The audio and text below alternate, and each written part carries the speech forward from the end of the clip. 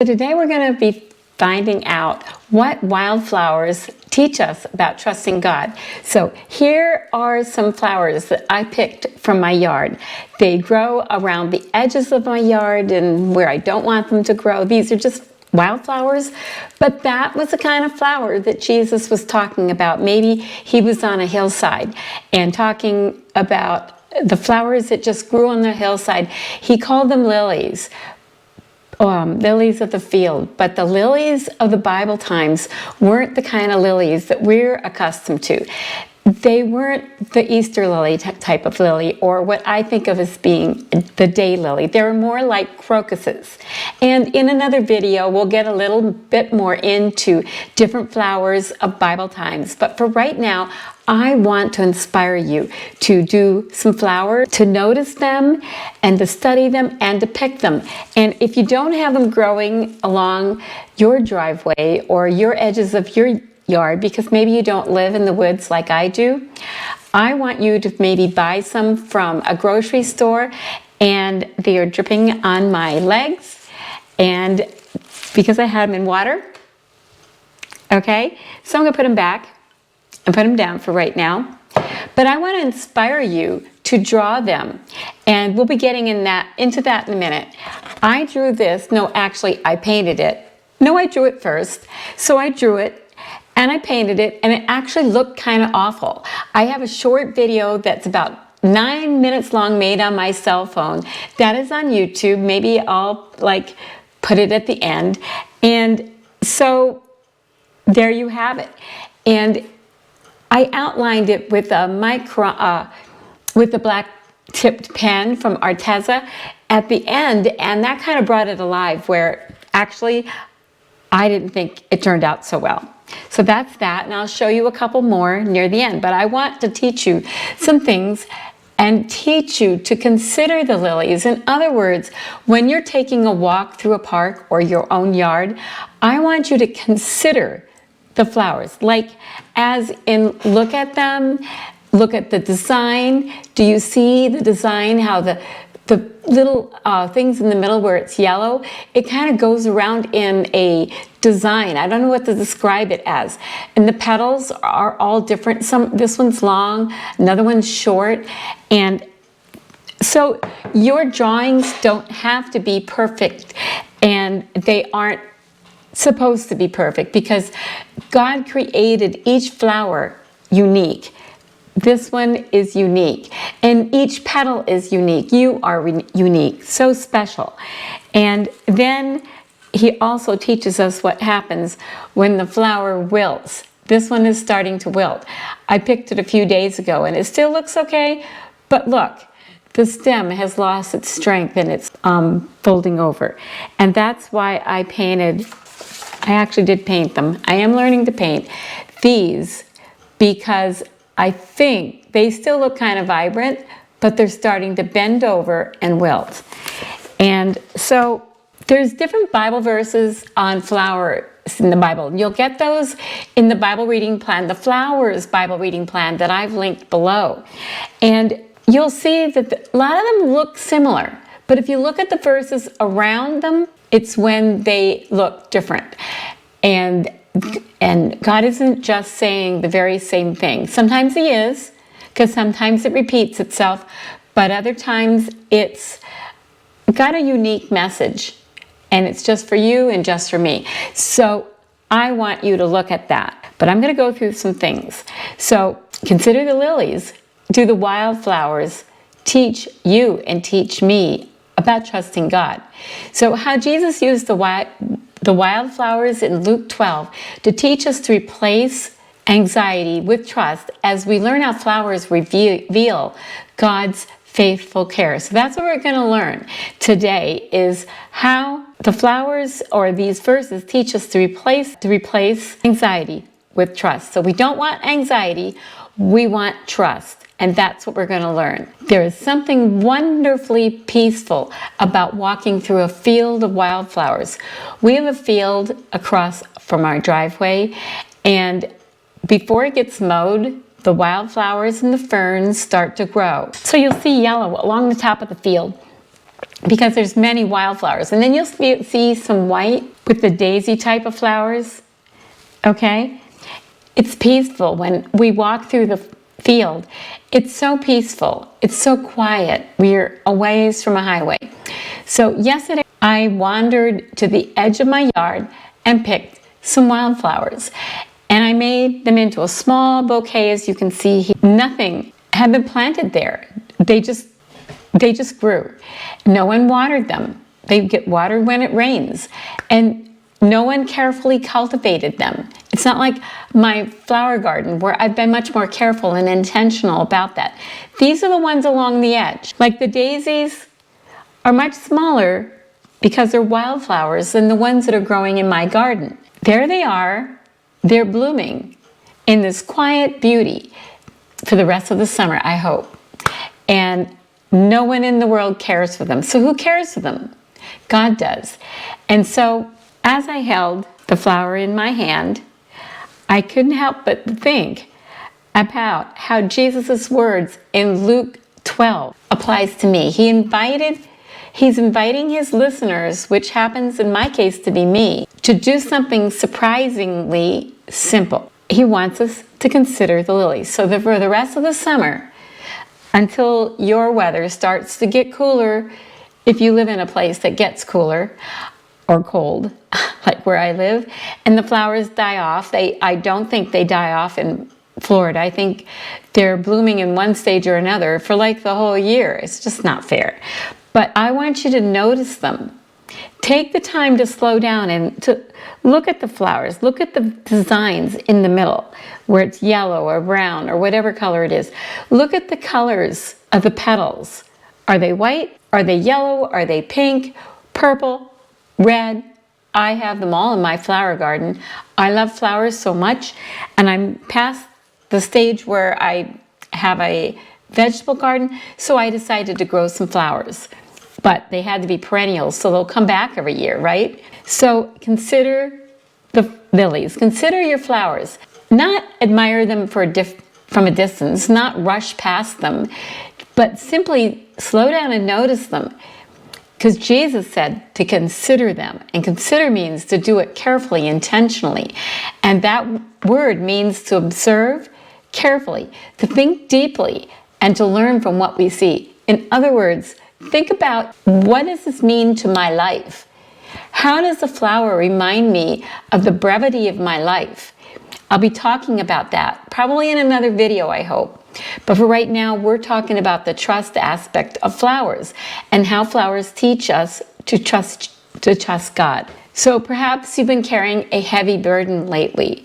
Maybe anxiety has quietly or abruptly settled into your heart. It may be concern over your children, maybe concern over your children that are young, that are just being a problem. And you can see problems that will not go away very easily. You're trying to work some character into them, and it's just not going well. I had a child like this, 2 in particular. Or maybe it's your marriage, maybe it's your grown children, maybe it's your finances or your health, and your health happens to affect your finances.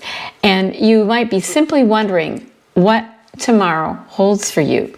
And Jesus knew his followers would struggle with those very same fears. And that's why he pointed them towards the flowers. All the people sitting on the hills, he would tell them, look at the flowers, consider them. Look at the lilies, they're beautiful, but look at them. See what they can teach you. Jesus spoke these words on a hillside. When we picture the lilies of the field, many of us imagine tall white Easter lilies standing in neat flower beds. And that probably wasn't what Jesus was thinking of, and it's probably not what they saw either. Bible scholars believe the flowers growing across the hillsides surrounding the Sea of Galilee were vibrant wildflowers. They were beautiful. They might have been, some of them were scarlet poppies. In other words, it was red, just covering the fields, and brilliant crown anemones. And I'm trying to draw some of those. So some of my flowers that I'm sharing in Jesus Journaling will reflect some flowers that I'm trying to draw from a book I have about flowers and fruit in the Holy Land. And in the spring, these flowers transform the hills into waves of brilliant reds and oranges and purples and blues and whites. Can you imagine? I mean, here in Wisconsin where I live, the wildflowers do come alive in July and early August, but I don't know that it is quite like they are in the Holy Lands with what I'm reading about. So imagine you're sitting on that grassy hill listening to Jesus teach a little story about the flowers and the warm breeze drifting across the countryside and the birds flying overhead, the Sea of Galilee down the hill. It's just beautiful. And everywhere people look, colorful wildflowers danced in the wind as they blew. And Jesus didn't have to create an illustration. He just had them look. And creation was already created on this hillside. Pointing towards those blossoms, he said, "Consider the lilies, how they grow. They neither toil nor spin, and yet I say to you, even Solomon in all his glory was not arrayed like one of these. If then God so clothes the grass, which today is in the field and tomorrow is thrown into the oven, how much more will he clothe you, ye of little faith?" And thrown into the oven is like the heat, hotness, and when the flower wilts, starts to bend. And also there's another verse in the Old Testament, in Psalms, that refers to. I don't have it right here, but I'm sharing it in Jesus Journaling, where I have devotionals that I'm sharing. So you really need to join Jesus Journaling if you haven't, and see what I share there. So this lesson was impossible to miss because he didn't just talk to tell about it. He pointed out, and they actually saw the flowers and saw what he was talking about. And so if God lovingly dressed flowers that would bloom for only a short season, and he cared for these flowers, how much more does he care for you? And just think about that. Anxiety is not a new struggle. It's not something that you have or I have and nobody else has, that just a few people have here and there. It's something most of us deal with, and that's why Jesus talks about it. Sometimes we think anxiety is a modern problem, or we blame our smartphones or social media, busy calendars, 24 hours news, where anytime, when I was growing up, the news was on the hour. And within a few minutes, 5 minutes, it was over. And now you can get the news any time of the day. You get emails that have a news article that you can click on and read. You hear updates immediately when something happens. Really, it creates anxiety in so many of us. And so while those certainly contribute to an anxious heart, that has existed since the beginning of time. It's nothing new. And the people gathered around Jesus worried about their food, they worried about their clothing, and they worried about providing for their families. They worried about tomorrow. Doesn't this sound familiar? Sound like what it's like for us today? And our worries may have different names, but they spring from the same place. What if things don't work out? What if I don't have enough? What if someone I love gets hurt, gets killed? What if everything in my life falls apart? Jesus understood every one of those questions, and that's why he wants us to bring those things to him, for him to take on his shoulders instead of on ours. And yet, instead of giving his listeners a list of techniques, like so often we hear today, 5 techniques for dispelling anxiety or whatever. He said, look at the lilies. He gave them an illustration based on what was surrounding them where they were sitting. And he invited them to look at the flowers. And that's what I'm inviting you to do during the next 2 months. And whenever you're reading this, July and August now in 2026, but you know what? This will be good whenever you see it. It doesn't outdate. So that seemed too simple, and until we slow down long enough to understand why, we will keep striving and continue to be anxious. So flowers never strive. Flowers don't wake up each morning wondering whether they'll be beautiful enough. But I wonder that. I go to the mirror wondering how much I've aged, and if I can correct whatever aging has happened. We see this in so much of the skincare routines that are available out there. If you even check out something on Amazon or say something about it, you start seeing it in your feed. You start getting ads like crazy. Jesus is saying, don't worry about these things. Compare yourself to the blossoms you see in the fields around you as you're driving somewhere or walking somewhere. And don't be anxious. Jesus wants you to rely on him. Every petal, every color, every detail in this beautiful flower, every bloom, God designed it all. The crown anemones blooming across Israel's hillsides never questioned whether God would clothe them. The scarlet poppies didn't wonder if they were valuable. They simply rested in the care of the one who created them. Jesus says we are infinitely more valuable than flowers. Think about that. The God who designed every delicate petal in a flower designed you, and he designed me, and he cares so much more. He painted these things, so to speak. He painted every wildflower, and the God who fills entire hillsides with breathtaking beauty is your heavenly Father and mine. He notices every blossom, and he certainly hasn't overlooked you. So consider means more than looking. I love that Jesus didn't say glance at the flowers or just look. He said consider. He said there's a difference. We rush through life noticing very, very little. We get too busy in our society today to really slow down and look at nature or look at anything for that matter. We hurry from one responsibility to the next. We wonder how we're going to get all these responsibilities done. Our minds are filled with to-do lists, laundry, appointments, work, family responsibilities, emails. I've got loads of emails to take care of. I'm probably just going to have to delete them and move on. But it weighs on you, and it is a stress. Meals that I have to cook, and what I'm going to cook this week, the next deadline that I might have. When was the last time you simply stopped long enough to study a flower, to notice the intricate petals? And this is what I'm doing this month. I'm asking you to do this with me. Do it when I'm not right here with you. When you walk somewhere, pick up that flower or bend over and look at it if it's one you shouldn't pick. One reason I enjoy Bible journaling with flowers, and that's why I do it so often and why I'm focusing on it during July and August this year. As I slowly draw or paint a blossom beside a verse, I find myself paying closer attention to the verse. This one, I just drew one, and I drew my hand holding it. I took a picture of it when we went to a Lake Superior, and we're at like not a populated beach, not the kind of beach that people go swimming at. It is a beach. Some people go swimming, but it's not a tourist place. It's like kind of unknown. And so I drew that from a picture. So take a picture of a flower you see. I hope to go to a botanical garden this week, and I'll be taking pictures and coming back and drawing the things, because it's going to help me to see what Jesus wants me to see. It becomes an act of worship, and it reminds me of God, that God is present, and that I need to quiet my thoughts, and it will quiet my thoughts.